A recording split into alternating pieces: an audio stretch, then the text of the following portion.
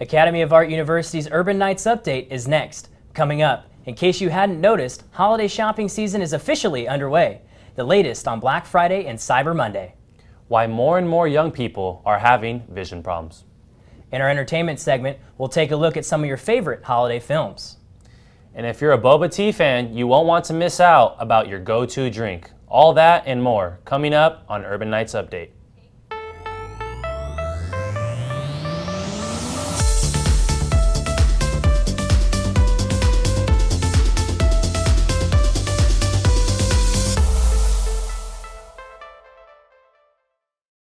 Hi there, and thanks for joining us here at Academy of Art University's Urban Nights Update. I'm Ryan Gamboa. Alex Golombiewski is sitting in with me, and here's what we're working on. The numbers aren't in for Cyber Monday yet, but it's apparent that holiday shopping is in full swing. Target and Walmart are posing a huge threat to online retailer Amazon this Cyber Monday. A data survey from Edison Trends filing through more than 1 million transactions shows that Walmart and Target have boosted their online sales nearly 50%. While Amazon has only increased 32% as brick-and-mortar stores have been battling online retailers. They're finally investing in e-commerce options. Retailers are realizing that competing with Amazon is not far out of the picture, and stores like Walmart have added many delivery options including in-store pickup, in-store to home delivery, and a larger online inventory. The gap that Amazon has had over other retailers is starting to close, and the battle for online shopping is heating up even more. 2019 was a year where Black Friday numbers were good for any store in the country. However, most people did their online shopping. According to reports by Fiserv, online shopping went up 82% compared to last year. The most popular items were electronics and appliances, which averaged $214 per transaction. To get a first-hand experience, our very own Gabriel Manitok was able to walk the streets of downtown San Francisco to witness Black Friday. When you think of Black Friday, you think of great deals, huge crowds, and maybe some chaos. Downtown San Francisco was packed last Friday, even though the weather acted up. You were able to ask a police officer on how things were going in the morning. She refused to be on camera. Well, it's early, so the crowd is okay right now. People out here have been pretty nice, actually. Oh, really? But they do get upset if they can't get into the parking lot. If it's full, then they may want to look at me as why it's full. So what's the point of throwing yourself here with everyone else if you get the same deals online? We were able to talk to a few shoppers to share their experience. I came to buy Christmas presents with my family, and we came to look at the lights for the Christmas tree. I chose to come here because things look differently online than in person. I'm up here in the Bay Area for the first time, and initially here at Union Square, just exploring the area with family. We're actually Black Friday shopping, but for me, I feel like Black Friday is very busy, as you can see. A lot of people walking around and all that, but I prefer to be at home, especially just for the convenience of online deals that have been already out for a couple days already, and just to avoid like the hassle of finding parking and just avoiding like busy stores like Nike or Apple or like these other stores here. According to a report by CNBC News, shops said that in-store shoppers were less this year. A prediction done by Statista a few days before hit it right on the nail, saying online shopping would definitely earn more. In San Francisco, Gabriel Manitok for Urban Nights Update. According to reports by Salesforce, online shopping hit its all-time at $7.2 billion. That's 14% more than last year. Many college students are turning to their schools for help with anxiety, depression, and many other mental health problems. An Associated Press review found more than 36 public universities where students asked for help on campuses. That number has nearly doubled over the past 5 years. Many campuses from Maryland to California and many professionals whose job it is to assist students are burning out due to heavy workloads. For example, a school in Las Vegas, Nevada has 11 licensed counselors for 30,000 students. With all the factors that can cause mental health issues for students, the holiday season can be an additional trigger. Our own Urban Nights reporter, Galen Manhard, shared his very personal story of his struggle with mental health to show others what it's like. I have struggled with depression, anxiety, a lot of stuff along those lines, even to the point in the past of suicide, suicidal tendencies and attempts. Mental health is a topic that not a lot of people talk about or want to talk about, but it's an important subject to address. I mean, a lot of people suffer from mental illness and they don't know what to do, that they feel like they'll be judged or thought differently of, or people make fun of them, or no one will believe them if they come forward and say they're dealing with the things that they're dealing with. And over 40% of college students admit that they're suffering from mental illness, specifically anxiety, which is probably a huge factor in dealing with a lot of the stress that college students are put under.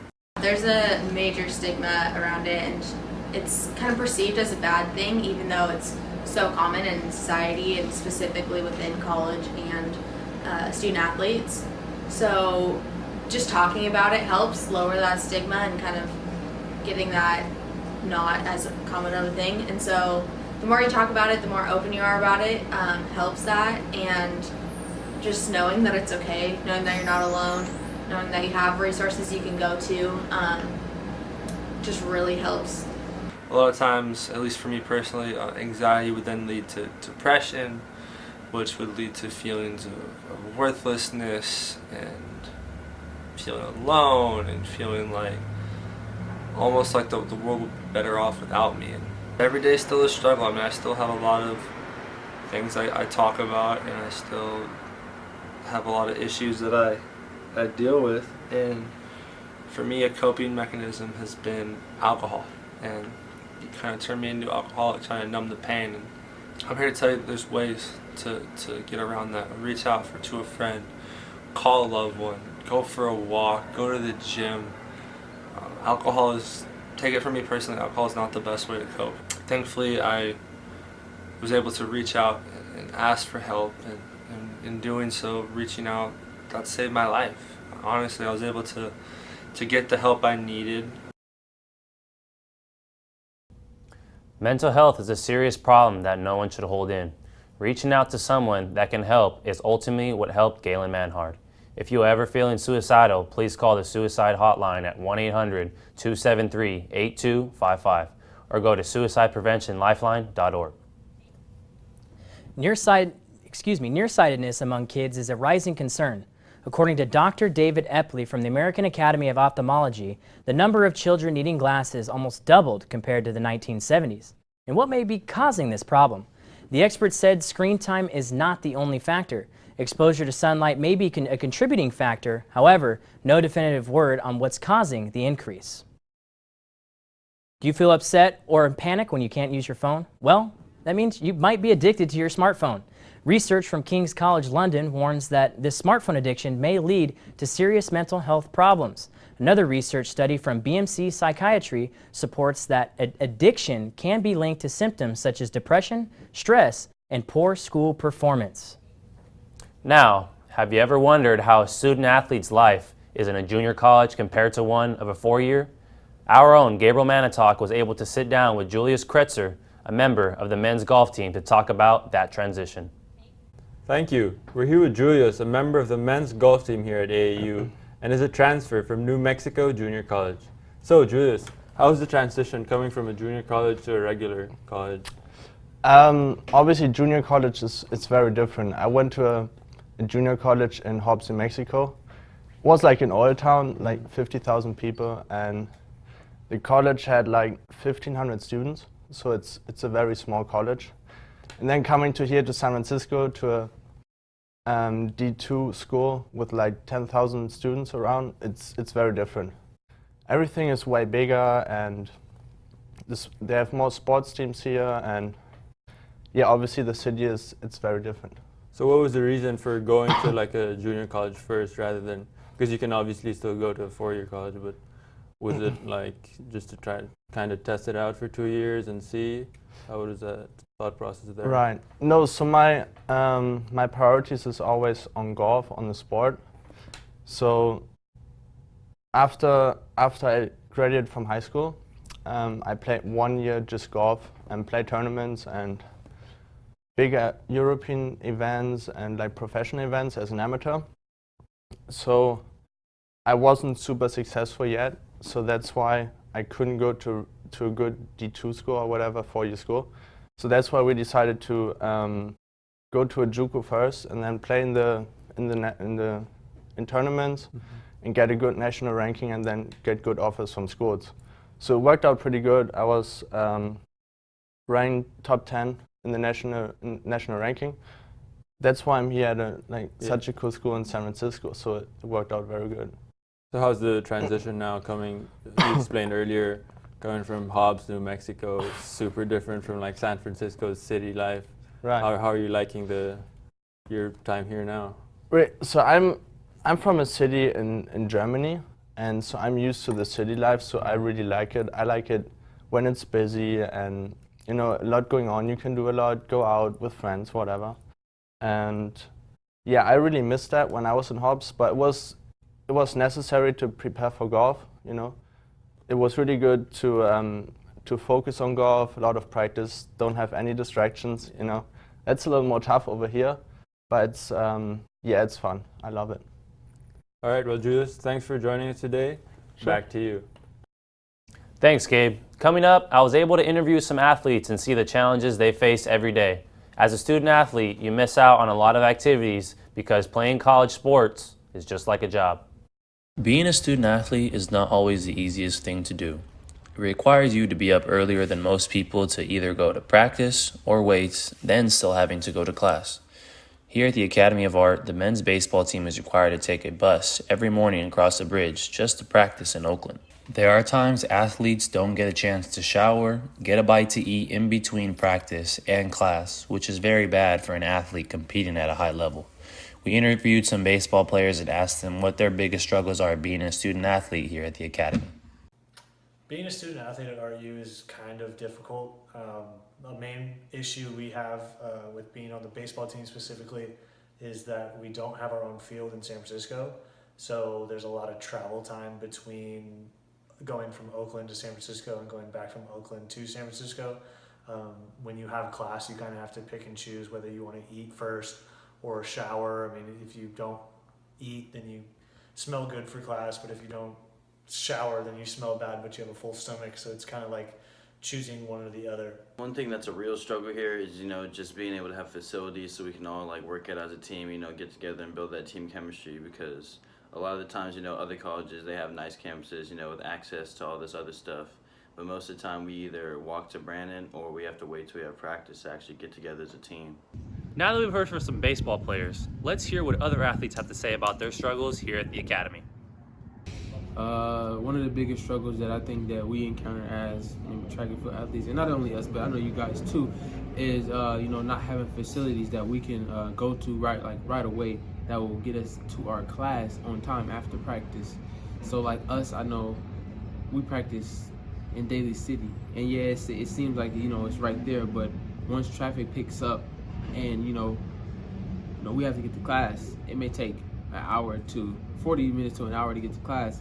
And once we get to class, they mark us late, but it's not our fault. Many people tend to forget that athletes are here on athletic scholarships, not academic, which means these student athletes are getting their school paid for based on their athletic abilities, not for academic reasons. Yet, they are held to the same standard as everyone else, but have to do twice as much work, but no one even notices that. You will be surprised on what athletes are put through on a daily basis. No one sees the behind the scenes and the long days and sleepless nights that many athletes have to endure. Here in San Francisco, Alex Golombiewski for your Urban Knights update. Being a student athlete is not always fun and games. You spend countless hours balancing both sports and your studies. Former Oakland Raider Terrell Pryor is in critical condition after being stabbed over the weekend. Pittsburgh police responded to a call of a stabbing victim requesting medical treatment at a Pennsylvania hospital. The police are now investigating the situation. Pittsburgh police also found that a female sustained injuries from the altercation. 24-year-old Shayla Briston was arrested for criminal attempt homicide and aggravated assault. Pryor was also arrested and is facing simple assault charges and is expected to make a full recovery. It seems to be that it is really not the year for our Golden State Warriors. This is after the 3-month-old Chase Center already needs repairs. Because of flooding, on Tuesday night, the practice floors started warping. Workers and officials have been on top of the issues, and repairs are going to be done in time for the Warriors' return on December 6th. ArtU is the #1 destination of French student athletes who want to combine both sports and study.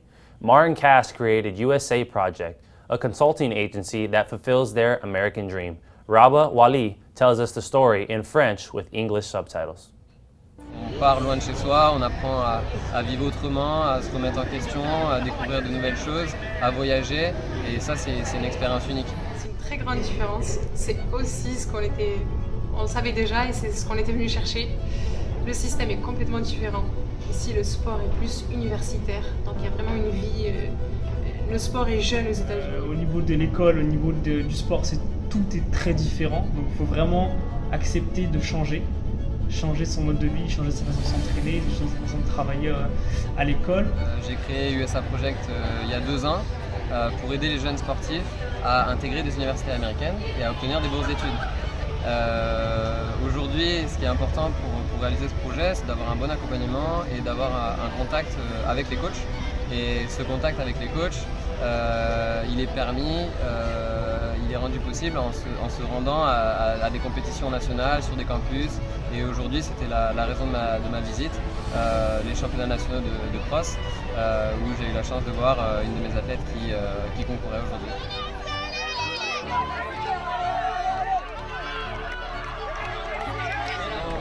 Pour moi, pour eux, c'est de revenir avec un diplôme. Donc vraiment apprendre des choses, revenir avec des vraies compétences et un diplôme qui pourra se vendre sur le marché, que ce soit aux États-Unis, en France ou en Europe. Deuxièmement, d'apprendre au niveau sportif, des nouvelles méthodes d'entraînement, de progresser et de revenir avec la maîtrise de l'anglais. Donc c'est vraiment les 3 axes principaux et j'engloberai un 4e élément qui englobe tout ça, c'est l'expérience, c'est l'aventure américaine. À court terme et à long terme, c'est de réaliser des rêves. J'ai énormément de jeunes qui m'envoient des messages, qui me contactent vraiment quasiment tous les jours. Voilà, j'ai un rêve, est-ce que tu peux m'aider? Je me dis waouh, peut-être je suis à San Francisco, j'ai atteint le truc quoi. C'est énorme, franchement c'est une bonne expérience à vivre.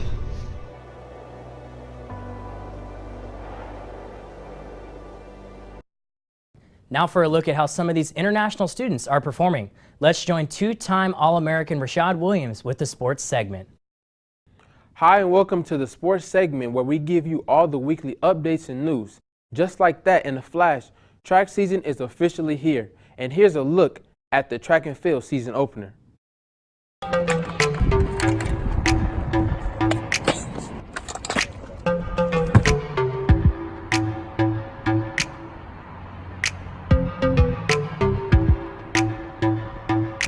Kind of loaded us up for this year, so I think we can do something really big at nationals, both the nationals. So yeah, with all our new talent and the talent we've had before. Pretty young, but I think once they start to figure it out, I think things are going to start to flow and things should fall into place. Talent-wise, we've got the most depth we've ever had.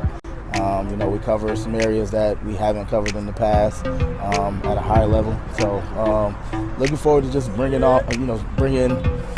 like that same momentum that we carried from last season, indoor and outdoor, where we did some pretty special things at the national level, and then carrying that over into, being able to compete for a conference championship and national championships. Our men's basketball team recently faced off against Chico State. Here's a brief recap. Thanksgiving, the game Urban Knights came out hungry, scoring 15 points in the first 5 minutes of the game. RU took a 15-9 lead on 8 straight points from Manilovic, including back-to-back three-pointers. Junior guard Kai Tees got involved soon after with his first deep ball to give the Knights an 8-12 advantage. The Wildcats fired back with an 8-0 run, capped off by Kobe Orr. Kobe Orr's three-pointer with 10-23 in the first half for a 20-18 lead. Manilovic tied the game on a layup shortly after, putting RU ahead 23-22 on his third three-pointer of the half. Another run from the Wildcats gave them a 33-25 lead, but Manilovic struck again, draining a ball from downtown to cut the deficit to a 5-5. The final points of the first half came on a beautiful floater from Tees to chip away at Chico State's 39-33 lead. In the end, the Urban Knights fell and Academy of Art falls to 2-4 on the year. She does it again. My teammate Hasna Courier competed at the regional cross country meet. Here's what she had to say. Like to reach the top 5. So when I started the race, I just went the first group and I tried so hard to stay with them.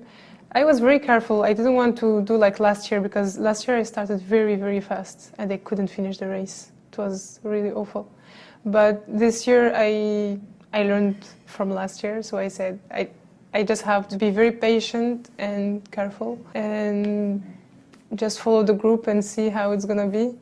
Yeah, I was feeling like very good, I had like very good sensation and I knew I was in shape, so I could follow the group. I was following the first group and I had really bad and hard time in the last 2K. So I just tried to run with the mind because physically I was really. Well, that's all we have for this week's sports segment. This is our last sports segment of the year. Thank you to all of our viewers and for your support. I'm Rashad Williams with your Urban Knights update. Back to you. If working out isn't your thing and watching movies is, stick around to join our very own Rabah Wali to look at some of his favorite holiday films. Hello everyone and welcome to our entertainment segment. I hope you all had a wonderful Thanksgiving and shared unforgettable moments with your family. As we are starting the best month of the year, it is time to start watching our beloved Christmas movies. And here is a selection of 3 movies you should start off with. After a divorced dad accidentally kills a man in a Santa suit, his son and him are magically transported to the North Pole, where he has to get ready to take Santa's place before the next Christmas arrives. While he thinks it's all just a dream, he soon realizes that he has a lot of work to do. This is the Santa Claus. Check it out. Hey, you! The unthinkable happened. You killed him. Did not. Now, this night. If something should happen to me, put on my suit. The reindeer will know what to do. It's up to them. Let's go! To save the day. Together, Scott Kelvin and his son Charlie take on the biggest job in the world. Looking good, Dad. And another not-to-be-missed movie is Home Alone, which tells the story of Kevin McAllister, an 8-year-old boy whose Christmas wish to have no family might have come true after all.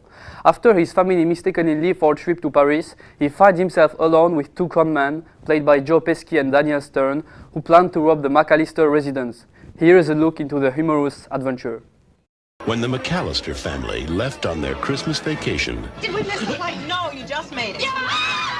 they forgot one small thing. Have yourself. I've a terrible feeling. Did you lock up? Let yourself be light. Do we set the timers on the lights? Mm-hmm. What else could we be forgetting? Our troubles will be ours. Kevin! The last one, you cannot watch it at home, as it has just been released. Walt Disney Animation's Frozen 2 stuffed the box office competition during Thanksgiving, generating $85 million over the weekend and a record-setting $123 million over the 5-day Thanksgiving weekend. This new episode tells the adventure of Elsa the Snow Queen and her sister Anna, joined by their friends Kristoff, Olaf and Sven, for a journey far beyond the gates of Arendelle. We know you might have seen the clips before, but you can't get enough of Frozen 2. Far away, as north as we can go, once stood an enchanted forest. You've seen an enchanted forest? Yes, it was a magical place, but something went wrong. Since then, no one can get in or out. Wow. Papa, that was epic. Talking about Christmas, I had my Christmas present in advance and I would like to share it with you. Last weekend, I had the chance to see my favorite band playing in a nightclub in San Francisco. Called The Blaze, this French duo gives me shivers as they create an especially powerful link between sounds and imagery through the intimacies of rituals in our world. In their music video Territory, they capture the intimacy between an Algerian family and a man's homecoming after a long time away. Check it out.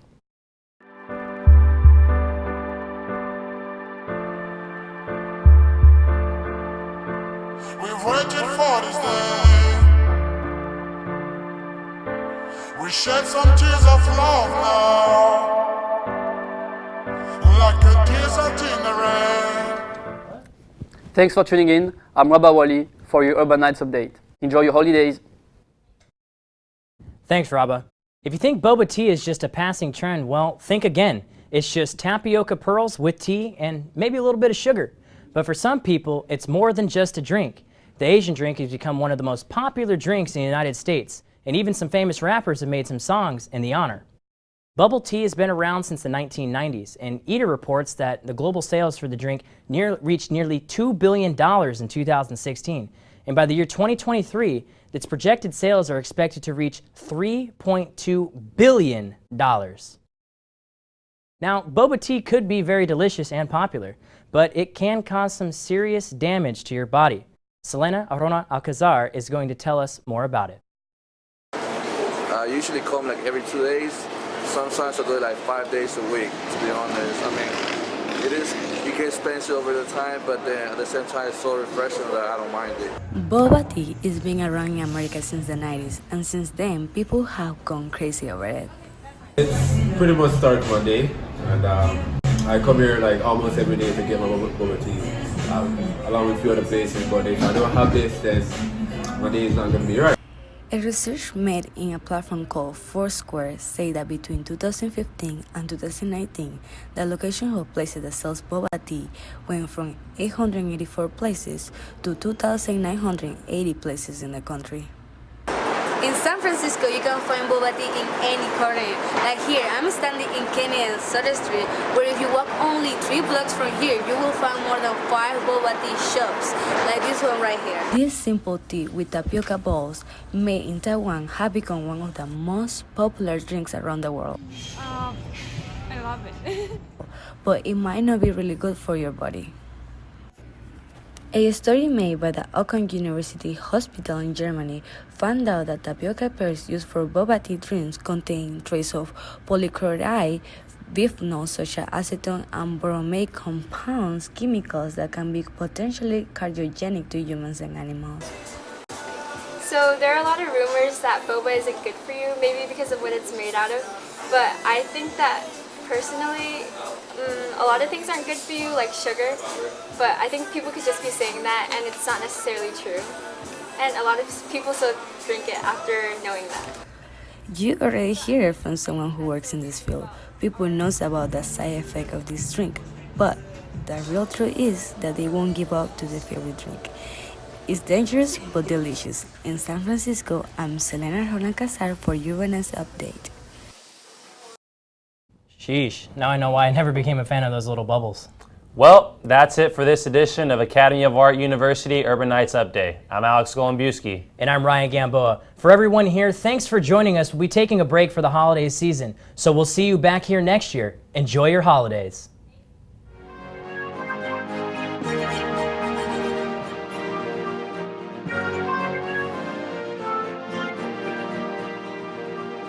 Thank you.